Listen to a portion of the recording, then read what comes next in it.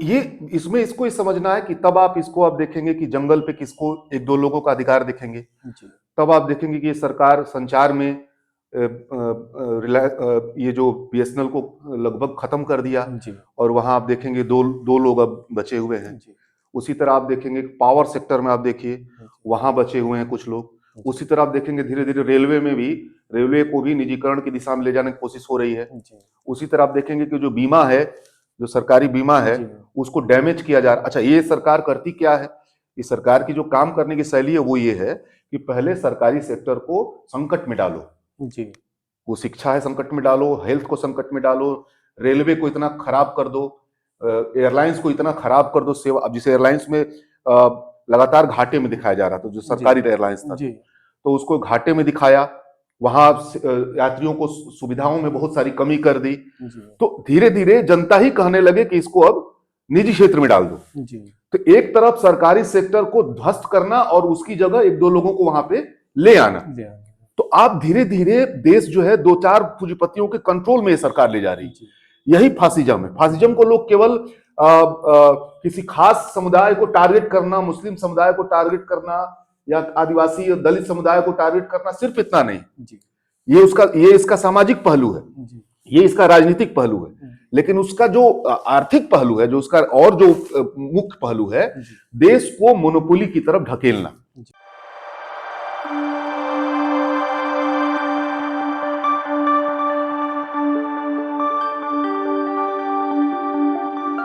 नमस्कार, आप देख रहे हैं सांचिया सच की आवाज और मैं हूं कुमार विजय।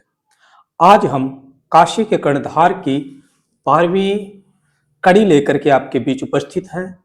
हम सबसे पहले अपने तमाम दर्शकों का धन्यवाद व्यक्त करते हैं जिन्होंने काशी के कर्णधार को बड़ा सम्मान दिया है, सपोर्ट किया है और लगातार देख रहे हैं।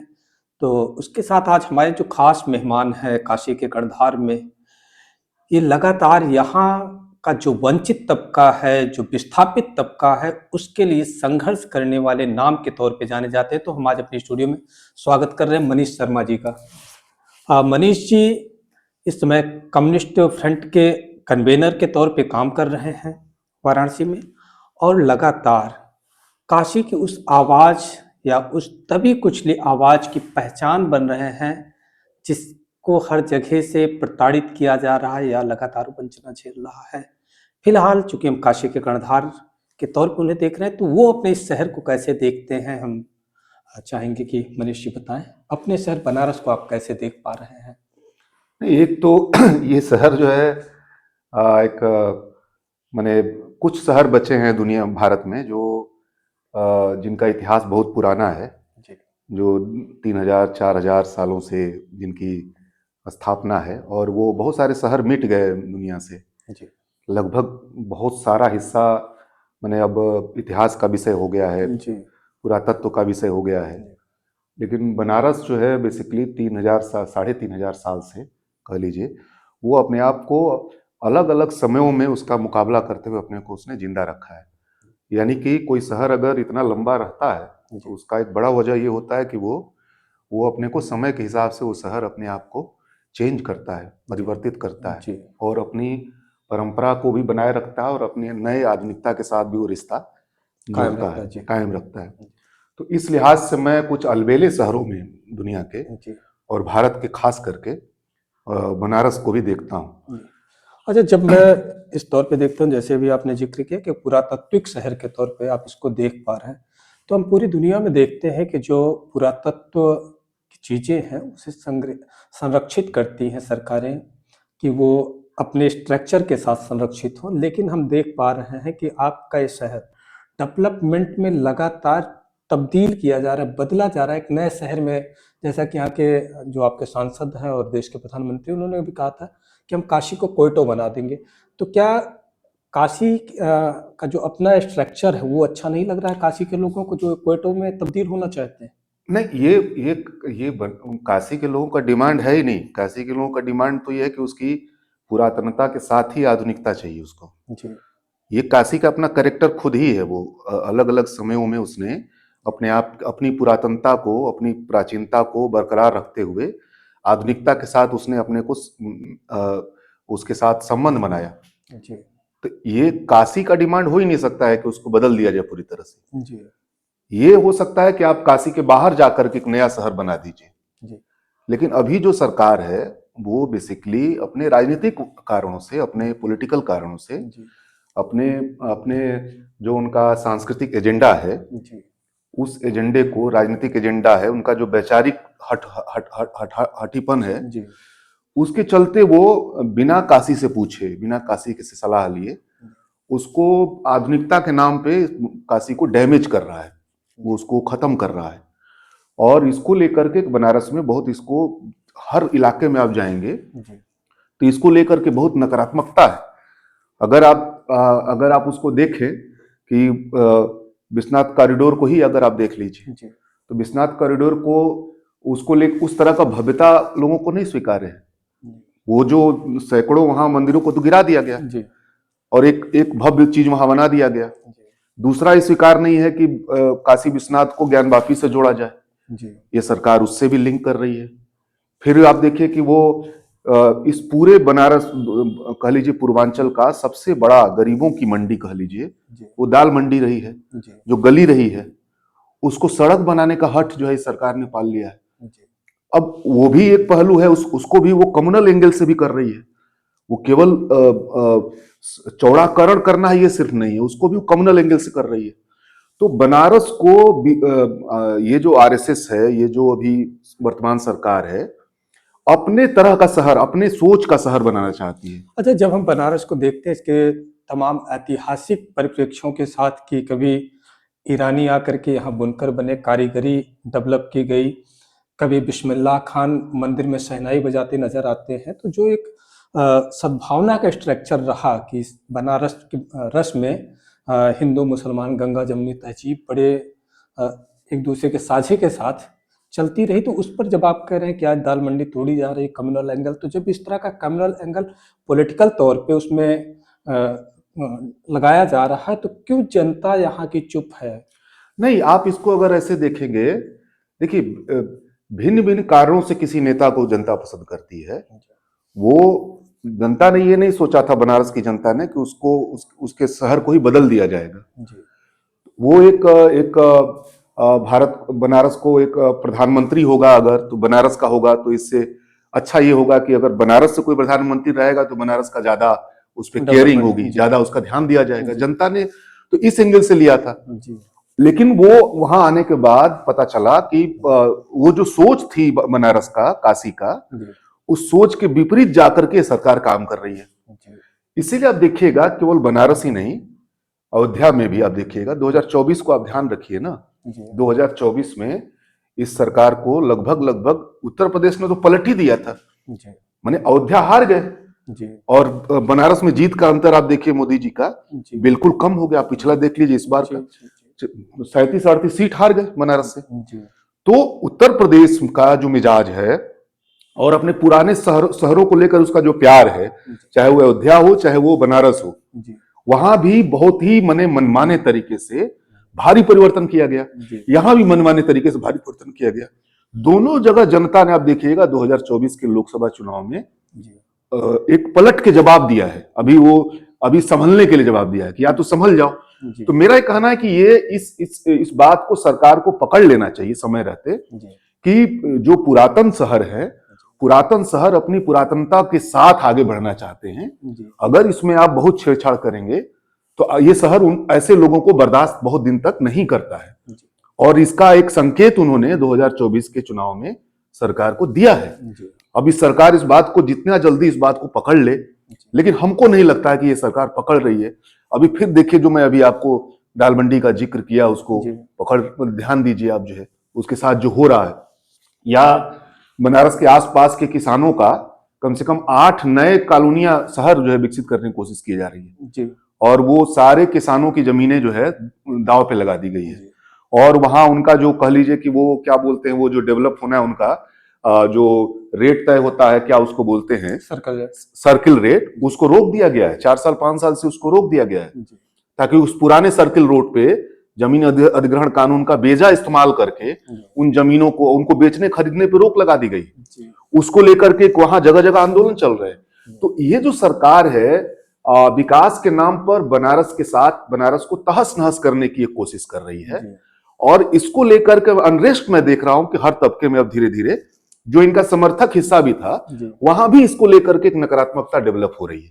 और ये सरकार इस बात को अभी पता नहीं पकड़ रही कि नहीं पकड़ रही है। जी, एक हल्का सा झटका 2024 में उसने, आप देखिए ना, केंद्र में जो सरकार है वो सरकार अगर आज बैसाखी पे है तो किस प्रदेश के चलते हैं आप ध्यान दीजिए। उत्तर वो तो प्रदेश उत्तर प्रदेश है। जी, तो इसको पकड़ना चाहिए। वो इन्होंने सोचा था कि वो भव्यता यहाँ का पसंद नहीं है। जी, इन्होंने सोचा था कि राम मंदिर का भव्य उद्घाटन कर देंगे जी, तो न केवल उत्तर प्रदेश बल्कि पूरे देश में हम कवर कर लेंगे। जी, वो अयोध्या शहर हार गए वो। जी, तो भव्यता नहीं हमको, हमारी जो प्राचीनता है, हमारी जो डेमोक्रेटिक सहमति है, लोकतांत्रिक सहमति है जी, शहर की, जी, वो हमारे लिए मिलजुल के साथ साझा विकास है, जो जी, सबको साथ लेके चलने का एक भाईचारा का जो डेवलपमेंट है।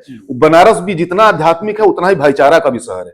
जी, अयोध्या भी जितना आध्यात्मिक शहर है उतना ही भाईचारा का भी शहर है। जी, और इस भाईचारा को जो तोड़ने की कोशिश करके अगर उसको एक खास धर्म के साथ उसको लिंक करने की कोशिश करेगा तो उसके साथ उसका व्यवहार आमतौर पे समय रहते हुए व्यवहार देखिएगा कि उसके विरुद्ध चला जाता है।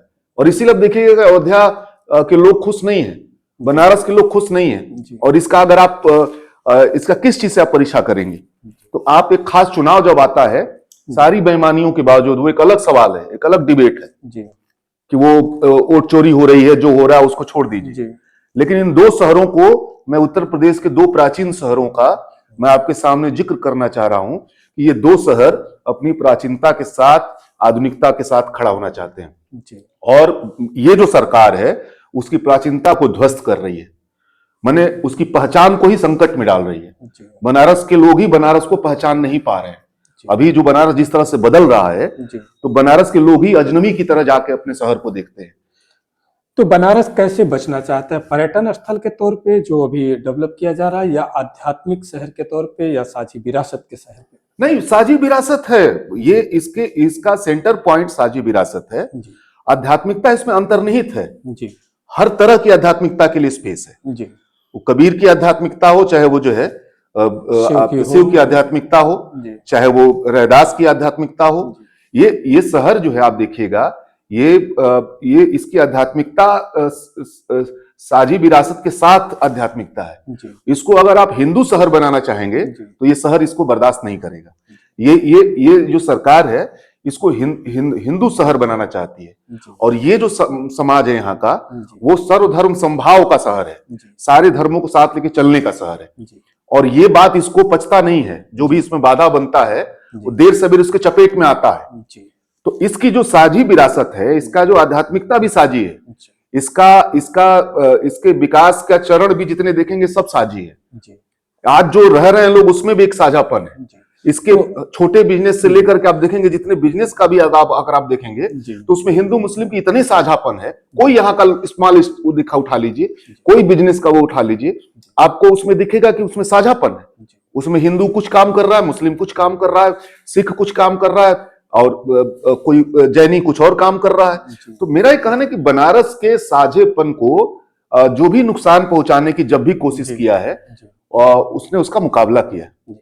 तो ये मनीष जी, अपने शहर को लेकर के जो इनका प्यार दिखता है, वो चाहते हैं कि इनका शहर साझी विरासत के शहर के तौर पे ही अपनी एक पहचान कायम रखे। अब हम चूंकि शहर के बहुत ही खास व्यक्ति हैं, शख्सियत के तौर पे हम इनको देख सकते हैं कि लगातार इस शहर को बचाए रखने का प्रयास कर रहे हैं। उसकी जो अपनी आध्यात्मिक पहचान हो या जो भी उसकी प्राचीन पहचान है, चाहे वो स्थापत्य हो, सब को बचाए रखने का, और खासतौर पे यहाँ के जो लोग पीड़ित हैं उनको बचाए रखने का यत्न कर रहे हैं।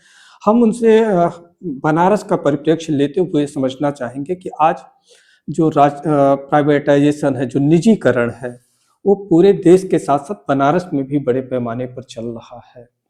यहाँ की चीज़ें, चाहे वो आपका गांधी का जो एक सेंटर रहा, सर्व सेवा संघ, उसे लेकर के प्राइवेट सेक्टर को दिया जा रहा है, और तमाम जगहों को, या गंगा में भी क्रूज चलाए जाने की स्थिति क्रिएट की जा रही है। तो इस जो प्राइवेटाइजेशन है, निजीकरण है, इसको कैसे देख पा रहे हैं, न सिर्फ बनारस बल्कि पूरे देश में?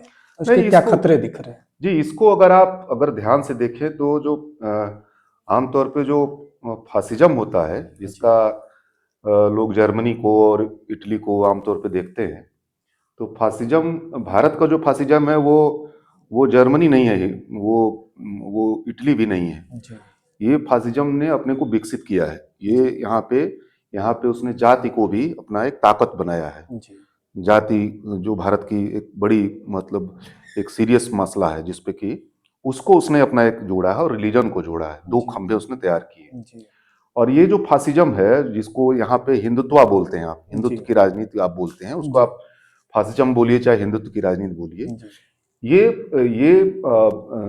न केवल जो है बेसिकली ये जनता के ऊपर अटैक करती है, माने ये धर्म का सहारा लेती है, बल्कि ये पूंजी परस्त भी होती है। इसके साथ एक दिक्कत है, एक हिंदूकरण की तरफ ले जाना है, जी और दूसरा जो है पूंजी के सामने पूंजी की जबरदस्त सेवा करनी। जी तो आज का जो निजीकरण है, इसको इसी संदर्भ से देखना चाहिए। उन्होंने, आप ध्यान दीजिएगा कि बीजेपी ने दो काम बांट दिए हैं। एक तरह से कह लीजिए कि उन्होंने एक काम ये किया है कि इसका हिंदुआइजेशन पहले तो करना है, जी और दूसरा काम किया है कि मोनोपोली को जबरदस्त ढंग से बढ़ावा दिया है। जी आप हर क्षेत्र में देखेंगे, हर सेक्टर में देखेंगे कि वहां एक दो पूंजीपति आपको वहां दिखेंगे। जैसे आप अभी आपने इंडिगो का प्रॉब्लम देखा, जी वो क्यों प्रॉब्लम है? अगर वो मोनोपोली नहीं रहती, जी मान लीजिए ठीक है, आप निजीकरण भी एक दूसरी बात होती है, जी एकाधिकार और दूसरी बात होती है। जी ये जो खतरा बड़ा हो जाता है, बिल्कुल। ये जो फासिस्ट संगठन है, जो जी ये बेसिकली प्रतिस्पर्धी पूंजीवाद का संगठन नहीं है। जी ये मोनोपोली का संगठन है। ये देश में हर तरफ मोनोपोली लाएगा। जी इंडिगो को अगर मान लीजिए आप देखिए कि उसके पास 70% लगभग 65 से 70% उसकी हिस्सेदारी, भारतीय एविएशन का 65% हिस्सेदारी, उसके पास है। जी और 20% जो एयरलाइंस था उसको बेच दिया। जो भारत का एयरलाइंस था, वो आप देखिएगा टाटा के पास है। जी एयर तो इंडिया। अब मान लीजिए उसके पास 90% जो उसका हिस्सा है वो दो लोगों के पास है। जी तो जिस दिन चाहेंगे देश को ठप कर देंगे, जी जिस दिन चाहेंगे वो जी पूरे देश को रोक देंगे अपनी जगहों पे। जी उनकी ये हैसियत बनेगी, और उन्होंने रोक दिया। ये कोई मैं आपको एकदम ईमानदारी से बोलना चाहता हूं कि ये जो हुआ है, जी ये कोई उनके पास स्टाफ की कमी हो गई, ये नहीं था। ना, ऐसा कुछ नहीं था। स्ट्रक्चर तो उनका, वो जो आप उसके ऊपर कानून नया थोपने जा रहे थे, जी उसने उसको झटका दिया। अपनी औकात बताइए सरकार जी की कि अब जो है मैं जैसे चाहूंगा वैसे आपको, और तुरंत सरकार ने सरेंडर किया। जी आपने देखा होगा वो कानून बनाया था कि पायलटों को इतना छुट्टी चाहिए, क्रू मेंबर को इतना छुट्टी चाहिए, जी या आप 48 घंटे से कम उसको छुट्टी देंगे तो उसके दिमाग पर असर पड़ रहा है, जी उसे क्रैश हो रहे हैं हेलीकॉप्टर, उससे केवल उसमें जनता भी भुगत रही है, जी वो पायलट भी दोषी नहीं है। जी ये नियम है, उसको 1000 2000 लोगों को भर्ती करना था। इस जो ये पूरा रहा जो अभी मनीष जी बता रहे हैं, इससे देश को समझना चाहिए कि जब यहाँ का जो प्रोडक्टिव जमात है, किसान, उसे अपने लिए थोपे गए कानूनों को वापस कराने में जहां सालों लग जाते हैं, वही कारपोरेट सरकार को महज 48 घंटे में घुटनों पर ला देता है। अपने जिस तरीके से एविएशन को उसने रोका, अपने इंडिगो ने, और सरकार ने उनकी मांगे मान ली, स्वीकार कर ली। अलग बात है कि अभी जांच की बात की जा रही है, जांच में क्या आएगा वो अलग मैटर। तत्कालिक तौर पे उसको स्वीकार कर लिया सरकार ने। जी तो इसमें इसको ये समझना है कि तब आप देखेंगे कि जंगल पे किसको, एक दो लोगों का अधिकार देखेंगे। जी तब आप देखेंगे कि ये सरकार संचार में ये जो बीएसएनएल को लगभग खत्म कर दिया, जी और वहां आप देखेंगे दो लोग अब बचे हुए हैं। जी उसी तरह आप देखेंगे पावर सेक्टर में, आप देखिए वहां बचे हुए हैं कुछ लोग। उसी तरह आप देखेंगे धीरे धीरे रेलवे को भी निजीकरण की दिशा में ले जाने की कोशिश हो रही है। जी उसी तरह आप देखेंगे कि जो बीमा है, जो सरकारी बीमा है, जी उसको डैमेज किया जा रहा। अच्छा, ये सरकार करती क्या है? इस सरकार की जो काम करने की शैली है वो ये है कि पहले सरकारी सेक्टर को संकट में डालो। जी वो शिक्षा है संकट में डालो, हेल्थ को संकट में डालो, रेलवे को इतना खराब कर दो, एयरलाइंस को इतना खराब कर दो सेवा। अब जिस एयरलाइंस में लगातार घाटे में दिखाया जा रहा था, जो सरकारी एयरलाइंस था, जी तो उसको घाटे में दिखाया। वहां यात्रियों को सुविधाओं में बहुत सारी कमी कर दी। जी तो धीरे धीरे जनता ही कहने लगे कि इसको अब निजी क्षेत्र में डाल दो। जी तो एक तरफ सरकारी सेक्टर को ध्वस्त करना और उसकी जगह एक दो लोगों को वहां पे ले आना। तो आप धीरे धीरे देश जो है दो चार पूंजीपतियों के कंट्रोल में ये सरकार ले जा रही है। यही फासिज्म है। फासिज्म को लोग केवल किसी खास समुदाय को टारगेट करना, मुस्लिम समुदाय को टारगेट करना या आदिवासी और दलित समुदाय को टारगेट करना, सिर्फ इतना नहीं जी ये इसका सामाजिक पहलू है, जी ये इसका राजनीतिक पहलू है, लेकिन उसका जो आर्थिक पहलू है, जो उसका और जो मुख्य पहलू है, देश को मोनोपोली की तरफ ढकेलना जी और जनता को अध्यात्म की तरफ ले जाना, जी सो कॉल्ड आध्यात्मिकता की तरफ ले जाना, जी जनता को बहुत ज्यादा कह लीजिए कि वो एक खास धर्म के प्रति टारगेट करके जनता का दिशा मुसलमानों के खिलाफ रहे। भारत में उनकी दिशा ये है कि जनता की दिशा मुसलमानों को टारगेट करने पर है, यही देश को बर्बाद कर रहे हैं, ये ईसाई बर्बाद कर रहे हैं। जी जनता की दिशा जो दलित आदिवासी वो हैं उनके ऊपर अटैक का मामला रहे, जी और उधर जो है सारे देश को कुछ दो चार पूंजीपतियों के कंट्रोल में ले जाना। जी तो ये खतरनाक दिशा है। मैं इसलिए आपसे कह रहा हूं, कल को रेलवे और ये संचार मान लीजिए, और ये जो मान लीजिए आपका एयरलाइंस, जी ये पहले हम लोग किसी दौर में सोचा करते थे, जब ट्रेड यूनियन आंदोलन हुआ करता था, जी तो ये सोचा करते थे कि जब इस पे आपका इन सेक्टर में आपके संगठन रहेंगे तो सरकार को जब चाहेंगे आप मजबूर कर लेंगे, जी ये बात होती थी। होती थी बिल्कुल। आज उसके 180 डिग्री बात पलट गई है। जी ये सारे सेक्टर पे दो तीन पूंजीपतियों को कब्जा है। इसका मतलब ये है कि वो जब चाहेंगे सरकारों को हिला देंगे। जी माने वो केवल देश को नहीं हिलाएंगे, जी सरकार को पलट देंगे जब चाहेंगे, जब चाहेंगे सरकार को बदल देंगे। जी मतलब एक जिसको लोग मजबूत प्रधानमंत्री की तरह देख रहे हैं, वो दो चार पूंजीपतियों का गुलाम प्रधानमंत्री बन गया है।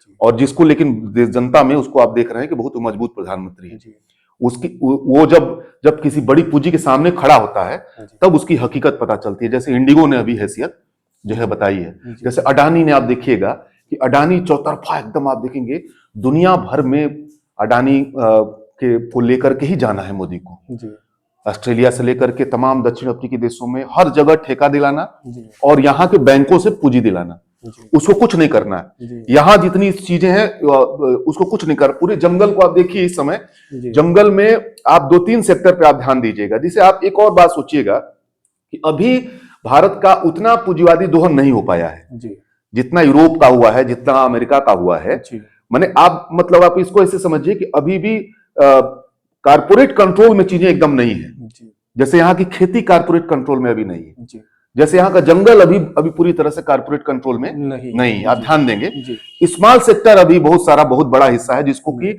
बीच में नोटबंदी और कोविड के जरिए उसको ध्वस्त करने की कोशिश हुई, जी वो भी अभी बहुत उसके कंट्रोल में नहीं है। जी समझ रहे हैं?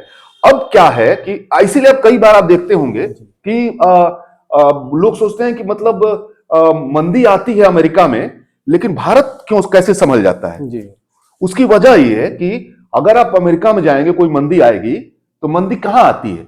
मंदी उन चार पांच कंपनियों में आती है, बिल्कुल और वो कंपनी का पूरे देश पर कंट्रोल है। बिल्कुल तो उसकी मंदी देश की मंदी में बदल जाती है, जी तब्दील हो जाती है। जी भारत का पिछड़ेपन का एक लाभ है, पिछड़ेपन का ही ये लाभ है, जी जिसको आजकल तथाकथित विकास लोग कह रहे हैं जी कि अभी खेती उसकी बची रहती है। जी अगर कारपोरेट कंपनी मंदी में चली गई जी तो खेती जिंदा रखती है भारत बिल्कुल को, स्मॉल सेक्टर उसको जिंदा रखता है। जी तो लोग पीठ थपथपाते थे पहले के दौर में जी कि यहाँ सब जगह मंदी आ जाता है, लेकिन भारत बचा हुआ है, जी और उसका श्रेय लोग वहां के प्रधानमंत्री को और वहां की सरकार को देने लगते हैं। जी सच्चाई कुछ और है। जी अब क्या है कि अभी बड़ी पूंजी मोदी सरकार के माध्यम से जी यहाँ की खेती को, जैसे आप केवल बड़ी पूंजी मतलब भारत की बड़ी पूंजी नहीं, जी अभी अमेरिका एक बड़ा दबाव बना रहा है।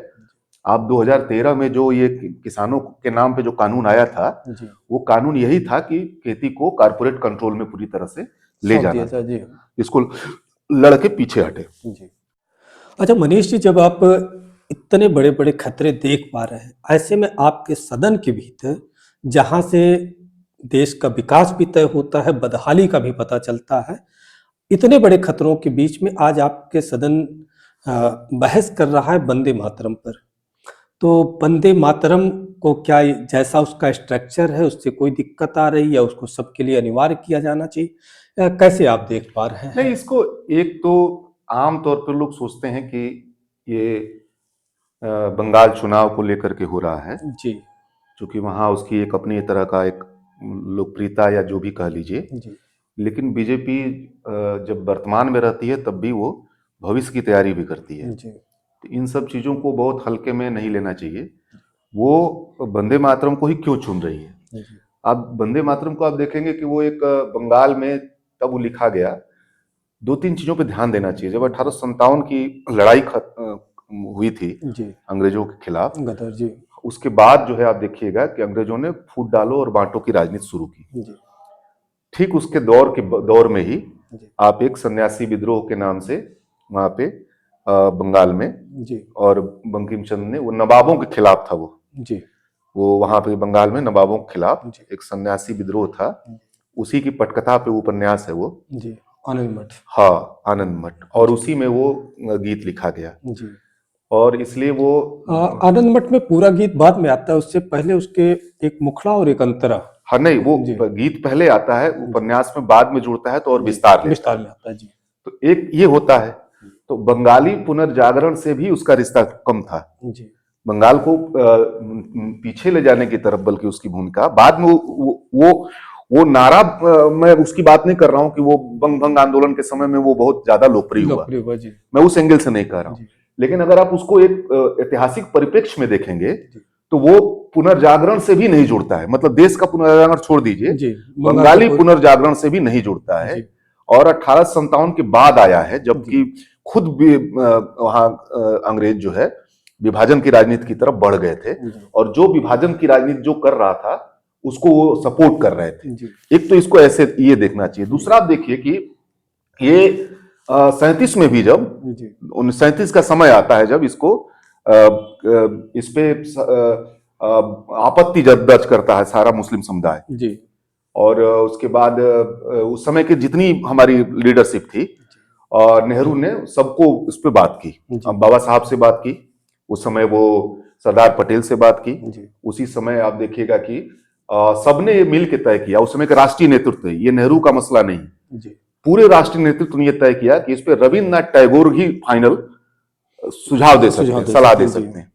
तो वो चिट्ठी, हाँ, सुभाष चंद्र बोस भी उसमें शामिल थे। ये जो ग्रुप था पूरा, जी उस समय जितने नेता थे, आजादी का पॉलिटिकल जो लीडर थे, जी उन्होंने सबने मिल करके जी बोला कि इस पे रविन्द्रनाथ से सलाह लिया जाए। उस पर बात चल रही थी कि इसको राष्ट्रीय गीत और ये सब जी जी क्या किस तौर पे क्या किया, किस तौर पे लिया जाए। जी तो रविन्द्रनाथ टैगोर ने बोला कि इसकी दो लाइनें ऐसी हैं जो बहुत कोमल हैं जी और बहुत ही देशभक्ति से भरी हुई भरी है, हुई है। जी लेकिन बाद की लाइनों को जी बिल्कुल ही हमारे आज का जो हमारा मकसद है जी कि हमें चट्टानी एकता बनानी है जी और ब्रिटिशर्स के खिलाफ हमको बेहद गंभीर लड़ाई में उतरना है, जी तो इसकी बाद की लाइनें उस दिशा में बाधा है। जी ये रविन्द्रनाथ टैगोर ने बोला। जी उसके बाद से ही आप देखिएगा कि जनगण मन को, बाद में जब आप संविधान बनता है तो जनगण मन राष्ट्रगान बनता है। जी इसको एक सिंबॉलिक रूप से इसको मान लिया जाता है, जी इसको थोपा नहीं जाता जी है, इसको संवैधानिक गीत नहीं बनाया जाता है, इसका संविधान में जिक्र नहीं होता है। जी तो ये आज भी जो आप देखिएगा कि जब मोदी जी का भाषण हो रहा था, जी तो वो एक कह लीजिए कि हिंदू नवजागरण के साथ वो जोड़ रहे थे जी अपने भाषण में। वो उसको वेद से जोड़ रहे थे, जी उसको सनातन से जोड़ रहे थे, जी उसको देवी से जोड़ रहे थे, उसको चंडी से जोड़ रहे थे, जी उसको दुर्गा से जोड़ रहे थे। अगर आप उनके पूरे भाषण को सुनेंगे जी जी जी तो ये पिछली जो बहस हुई है उस समय रविन्द्रनाथ टैगोर से, जी उसी बहस को आज मोदी जी की जो भाषण है जी वो सही साबित करता हुआ दिख रहा है कि ये समग्र के लिए नहीं है, जी ये खास किसी कम्युनिटी के लिए हो सकता है। जी अन्यथा अगर आप उसको सब पे थोपेंगे तो कम्युनल रोल अदा करेगा, वो डिवीजन का रोल अदा करेगा, बांटेगा। और इसलिए आज इसको मेरा ये मानना है, जी अंतिम बात, मेरा ये मानना है विपक्ष को इस पे बहुत सारे मामलों में विपक्ष के साथ संकट ये है, वंदे मातरम के माध्यम से भाजपा ने एक मौका दिया था कि आप आजादी के आंदोलन के बहस में चले जाइए, जी और आजादी के आंदोलन में जो गद्दारी है आरएसएस की, जी उसके हजार हमारे पास उदाहरण है। जी तो मौका दिया था वंदे मातरम ने कि आप इसी बहाने, नेहरू के बहाने, बोस के बहाने, बाबा साहब के बहाने, आप आरएसएस के पूरे कैरेक्टर पे जी देश जाने, उस बहस को, उसका एक जबरदस्त इस्तेमाल आप कर सकते थे। जी ये हर वक्त ये नहीं मानना चाहिए कि इस पे हमको बहुत बहस में नहीं फंसना है, जी बल्कि बीजेपी इस ट्रैप में फंस सकती है जी कि अगर इस पे गंभीर बहस हो जी तो बीजेपी के लिए उल्टा पड़ सकता है, उसके खिलाफ ही चला जाएगा कि उसके वास्तविक पहचान आजादी के आंदोलन में उसके क्या था, उसकी भूमिका क्या थी, जी उससे वो जब उजागर होगी तो आज की राजनीति पर उसका गहरा असर पड़ सकता है। जी लेकिन मेरा ये मानना है कि उस पर उतना खुल करके बहस जी। विपक्ष नहीं कर पाई है। अगर उस तरीके से आप देखते हैं तो हिंदू महासभा जो उस समय रही, वो मुस्लिम लीग के साथ मिलकर के सरकार कई जगह बना रही थी, और सुभाष चंद्र बोस हो या यहाँ की जो राष्ट्रीय कमेटी उस समय की थी, नेहरू जी हो, अम्बेडकर हो, पटेल साहब हो, तो सारे लोग मिल करके इसको स्वीकार किए और सहमति उस पर मुख्य रूप से रविन्द्रनाथ टैगोर की रही। तो आज क्या उन सब पर सवाल उठाएगी सत्ता? नहीं, सबकी समझ पर सवाल उठाया जाएगा? नहीं, यही मैं कह रहा हूं कि वो उठा नहीं सकते हैं सब पे, यही उनका संकट है। अगर इस पे बहस को तेज कर दिया जाए जी। तो रविन्द्रनाथ टैगोर को टारगेट नहीं कर सकते हैं, यही उनकी कमजोरी भी है यहाँ पे जी। वो नेहरू को टारगेट कर सकते हैं, लेकिन जब आप ये जोड़ देंगे कि एक सामूहिक कलेक्शन है, जी। एक सामूहिक उस समय की जो पूरी मेघा थी, लीडरशिप की मेघा थी, जो उसने मिल के उसको तय किया है और उसके बारे में ये समझ है उस नेतृत्व की, तो आप बाबा साहब को टारगेट करिए, आप सुभाष चंद्र बोस को टारगेट करिए, आप रविन्द्रनाथ टैगोर को टारगेट करिए।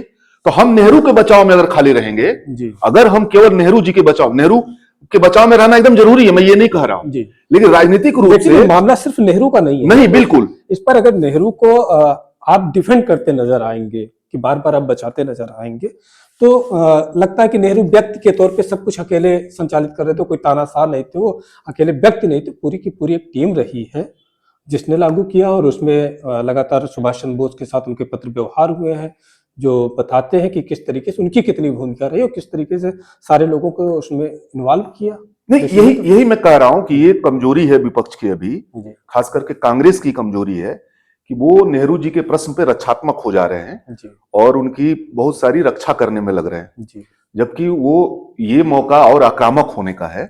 और नेहरू की आलोचना उस आजादी के आंदोलन की आलोचना है, आजादी के सारे लोगों के प्रयासों को आप जो है टारगेट कर रहे हैं। ये अगर इस प्रश्न को आजादी के आंदोलन पे हमला के बतौर लाया जाए और आजादी के आंदोलन के समय में आरएसएस की गद्दारी पे ले जाया जाए, ये जब तक आप नहीं करेंगे तो आप असल में नेहरू को भी नहीं बचा पाएंगे, आप नेहरू को भी टारगेट होने से नहीं बचा पाएंगे। वो नेहरू बात करें तो आप बाबा साहब पे बात करिए, आप जो है उस समय आप सरदार पटेल पे बात करिए, आप जो है उस समय सुभाष चंद्र बोस पे बात करिए, रविन्द्रनाथ टैगोर पे बात करिए।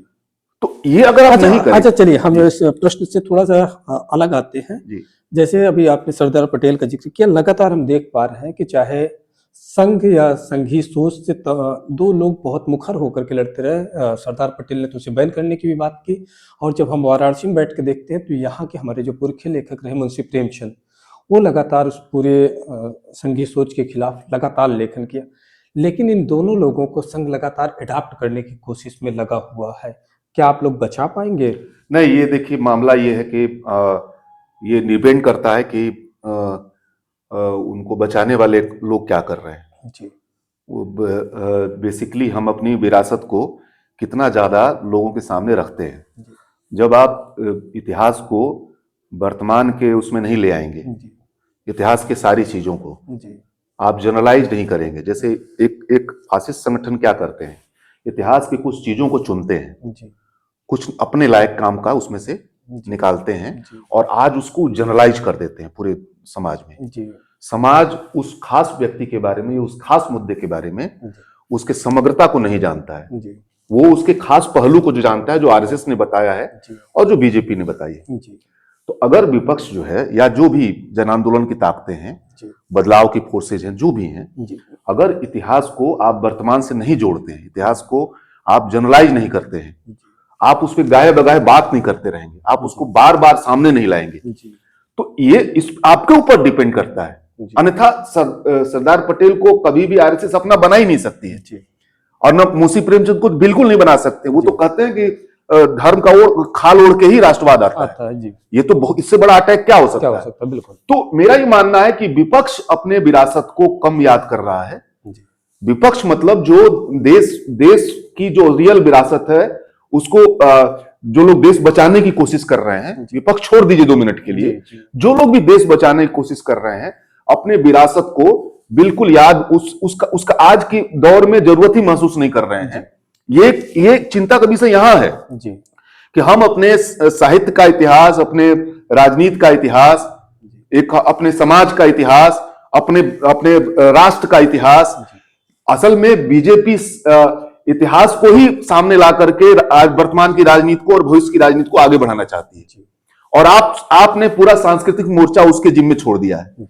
वो इतिहास को वो अपने तरीके से तोड़े मड़ोड़े, सांस्कृतिक विरासत को वो अपने तरीके से ले, और आप राजनीतिक इतिहास को भी वो अपने तरीके से ले। तो आप आज की जो राजनीति है, जहां लाके खड़ा कर दिया आरएसएस ने, आज की राजनीति को आपको सांस्कृतिक इतिहास से काट करके, अपने भारत के इतिहास से काट करके, आजादी के आंदोलन से काट करके आज के दौर में आरएसएस का मुकाबला नहीं किया जा सकता है। ये बात जितनी जल्दी जन आंदोलन की और विपक्ष की ताकतें समझे।